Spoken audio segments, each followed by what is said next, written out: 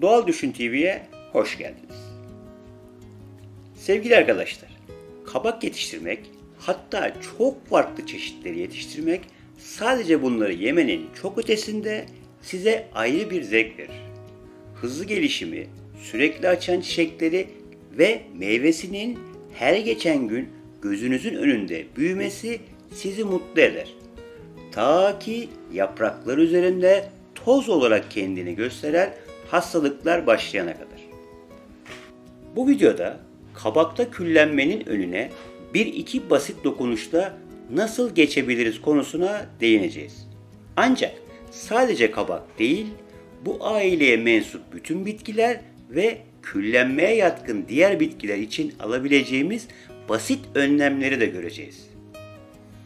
Küllenme ciddi sorun oluşturabilir. Ancak kontrolsüz bırakılmadığı sürece ölümcül değildir. Bahçede yayıldıkça bitkiyi strese sokup zayıflatır ve fotosentezin gerçekleşmesini zorlaştırır. Tedavi edilmeyen küllenme bitkideki besin maddelerini emebilir.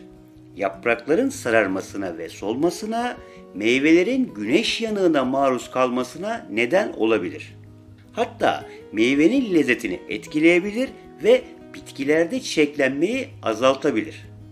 En önemlisi, bir bitkideki küllenme bahçe içerisindeki diğer bitkilere hızlıca yayılabilir. Bu nedenle yayılmasını önlemek önemlidir. Küllenme hastalığı nemli ortamlarda daha sık görülür.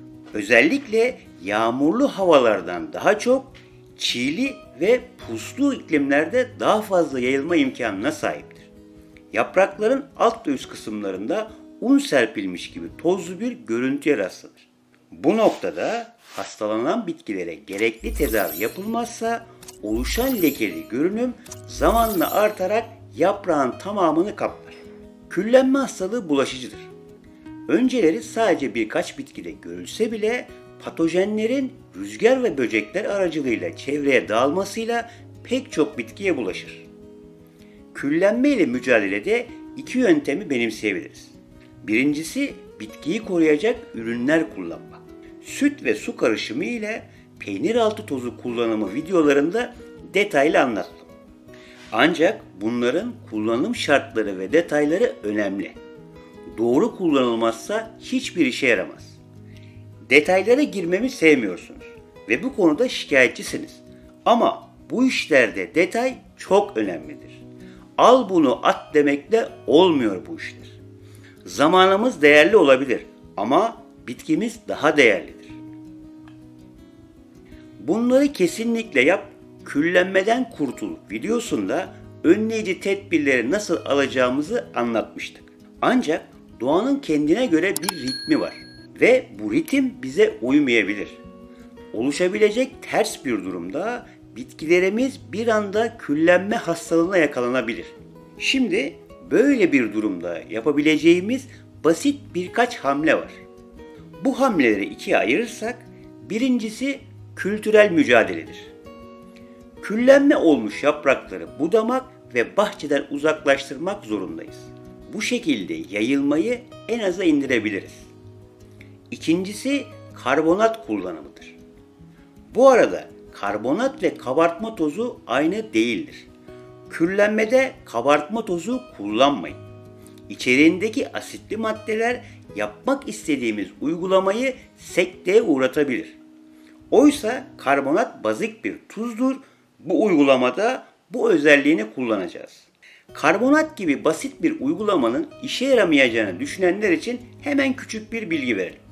Tarım konularında araştırma yapan bilim insanları karbonatın sadece küllenme üzerindeki etkilerinin yanı sıra antraknoz, pas ve güllerdeki siyah nokta hastalığında da işe yarayacağına dair araştırma sonuçlarını ortaya çıkarmış durumda. Karbonat iki yöntemle işimize yarar. Birincisi yaprak üzerindeki pH'i yükselterek mantarların üremesini engeller. İkincisi temas ettiği mantarları yok eder. Yine de uzun süreli bir etki göstermeyebilir. Bu nedenle kısa süreli uygulamalara devam edilebilir.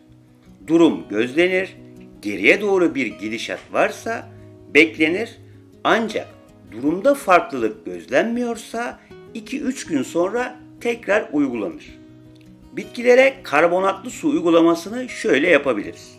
Yaklaşık 5 litrelik bir suya 1 yemek kaşığı karbonatı karıştırırız ve bitkileri tamamen ıslatacak bir şekilde uygulayabiliriz. Yaprakların altına da atmayı unutmayın.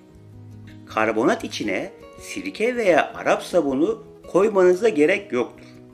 Bahçede küllenme oluşmaya başladıysa hassas olan bitkiler başta olmak üzere haftalık olarak karbonatlı su püskürtmek, yağmurdan sonra yeniden uygulamak bahçenizdeki küllenmeyi büyük ölçüde azaltabilir.